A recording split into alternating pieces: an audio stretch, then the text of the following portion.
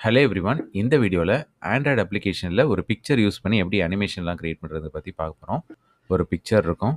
அதுக்கு கீழ வந்து பார்த்தீங்கன்னா, இந்த மாரி blink, rotate, fade, move, slide, zoom இந்த மாரி different kind of animations use பண்ண போறோம். இப்ப நான் பிளிங்க் சூஸ் பண்ணேன்னா இந்த மாரி பிளிங்க் ஆகும். ரொட்டேட் சூஸ் பண்ணா இந்த மாரி இமேஜ் ரொட்டேட் ஆகும். நெக்ஸ்ட் ஃபேட் சூஸ் பண்ணேன்னா இந்த மாரி ஃபேட் அவுட், ஃபேட் இன் ஆகும். மூவ்னா இந்த மாரி லெஃப்ட் ரைட் மூவ் ஆகும். ஸ்லைட்னா அப் அண்ட் டவுன் ஸ்லைட் ஆகும். ஜூம்னா பிக்சர் வந்து இந்த மாதிரி ஜூம் ஆகும். ஸ்டாப்னு கொடுத்துட்டா அனிமேஷன் ஸ்டாப் ஆகிடும். இந்த அவுட்புட் தான் நமக்கு வரப்போகுது. இது எப்படி கிரியேட் பண்ணுறதுங்கிறத பற்றி டீட்டெயிலாக இந்த வீடியோவில் பார்ப்போம். ஃபஸ்ட்டு வழக்கம் போல் நியூ ப்ராஜெக்ட் சூஸ் பண்ணிக்கோங்க. அதில் எம்டி வியூஸ் ஆக்டிவிட்டின்னு சூஸ் பண்ணிக்கோங்க.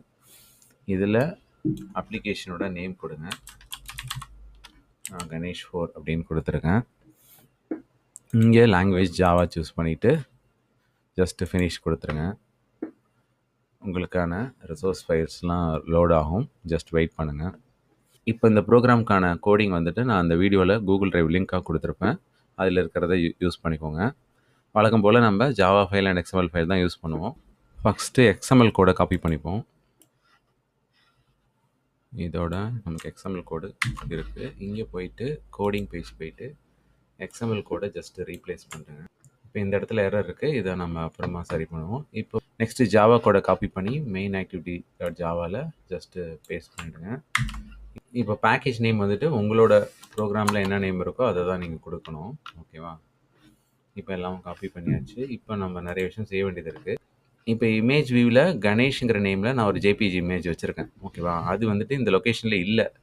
அதனால தான் நமக்கு எரர் வருது. ஓகேவா? இந்த ட்ராவபிள் அப்படிங்கிற சோர்ஸ் ஃபோல்டரில் இருக்கணும் அது. நான் அதுக்கு என்ன பண்ணுறேன்னா, நான் டவுன்லோட் பண்ண இமேஜை ஜஸ்ட்டு ரைட் கிளிக் பண்ணி காப்பி பண்ணிக்கிறேன். ஓகேவா? காப்பி பண்ணிவிட்டு இங்கே இந்த ஆர்இஎஸ்க்குள்ளார ட்ராவபிள் ஒரு ஃபோல்டர் இருக்குல்ல, இதுக்குள்ளார நான் போயிட்டு பேஸ்ட் பண்ணுறேன். பேஸ்ட் பண்ணும்போது நேம் கேட்கும். நீங்கள் என்ன நேம் வேணாலும் கொடுத்துக்கலாம். இப்போ நான் கணேஷ் டாட் ஜேபிஜின்னு கொடுத்துக்கிறேன். ஓகேவா? இப்போ கொடுத்தது இந்த எரர் கிளியர் ஆகிடுச்சா? இப்போ எக்ஸ்எம்எல் பேஜில் எந்த எரருமே இல்லை. இப்போது ஜாவாவில் போனீங்கன்னா உங்களுக்கு நிறைய எரர் இருக்கும். ஓகேவா? என்னென்னா இந்தமாரி ஒவ்வொரு அனிமேஷனுக்கும் ஒரு எக்ஸ்எம்எல் ஃபைல் க்ரியேட் பண்ணணும். அந்தமாரி ஃபைல் இல்லாதனால நமக்கு எரர் வருது. ஓகேவா? இதுக்கு என்ன பண்ணணும்னா, ஜஸ்ட் மவுஸை இதுக்கிட்ட ஸ்க்ரோல் பண்ணிங்கன்னா, கர்சர் இதுக்கிட்ட வச்சிங்கன்னா உங்களுக்கு வந்துட்டு கிரியேட் எக்ஸ்எம்எல் ஃபைல்னு காட்டும். நீங்கள் அதை வந்து ஜஸ்ட்டு ஓகே கொடுத்துட்டே வாங்க.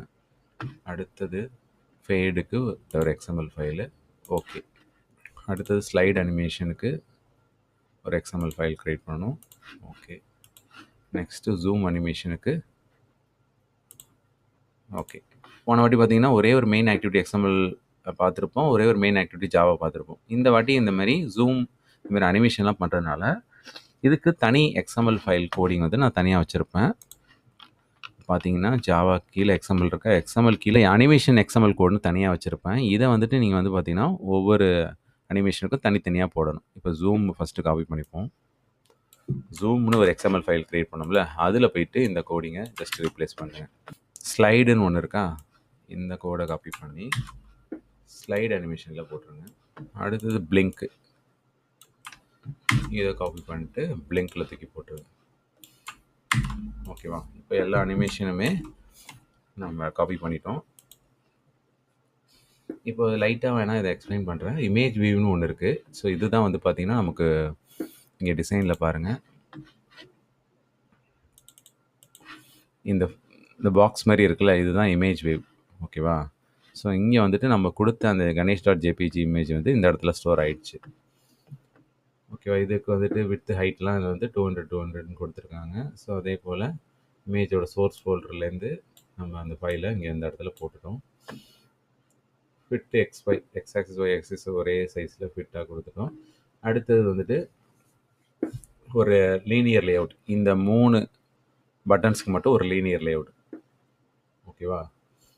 இதில் வந்து பார்த்தீங்கன்னா பட்டன் 1, பட்டன் 2, பட்டன் 3, இதில் 3 அனிமேஷன் இருக்குது. அதாவது பிளிங்க்கு, ரொட்டேட்டு, ஃபேடு.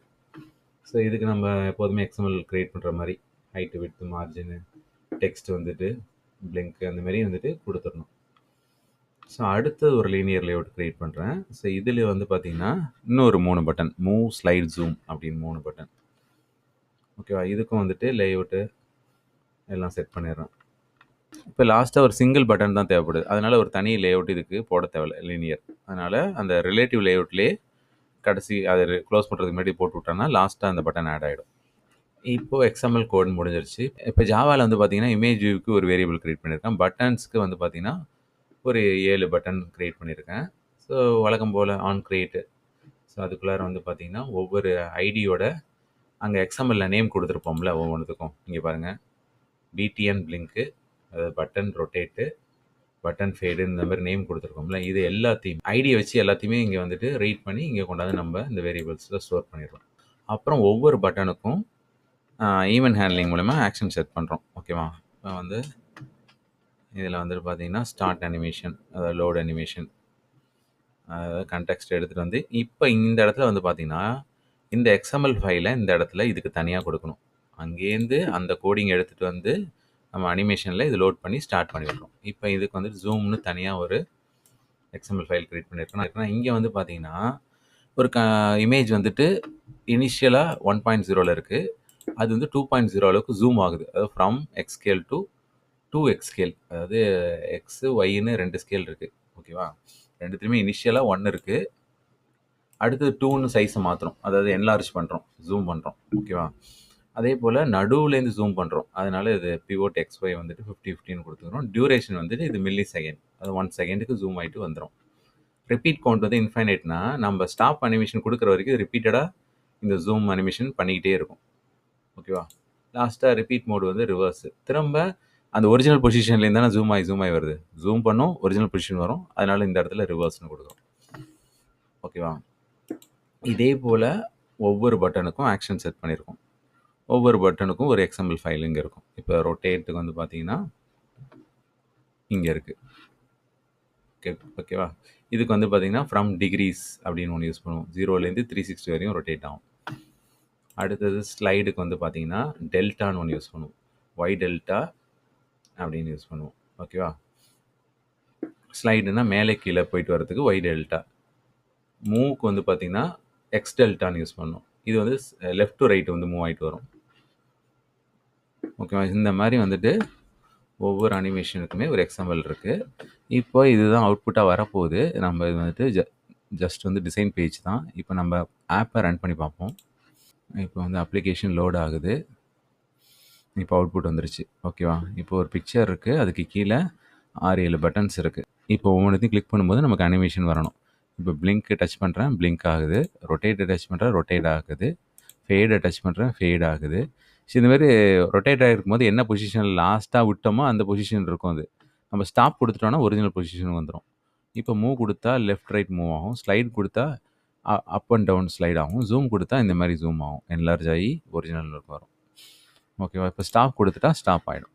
இப்போ எக்ஸசைஸில் இல்லாமல் நம்மளே கூட ஒரு புது அனிமேஷன் க்ரியேட் பண்ணலாம். இப்போ வந்து நம்ம பார்த்தீங்கன்னா நான் இன்னொரு பட்டன் க்ரியேட் பண்ண போகிறேன். நான் இப்போ என்ன பண்ணுறேன்னா, அந்த ஸ்டாப் அனிமேஷன் இருக்குல்ல, அது வந்து இந்த இடத்துல இருந்துச்சா, அதை கொஞ்சம் இப்படி ட்ராக் பண்ணி கீழே போட்டுக்கிங்க.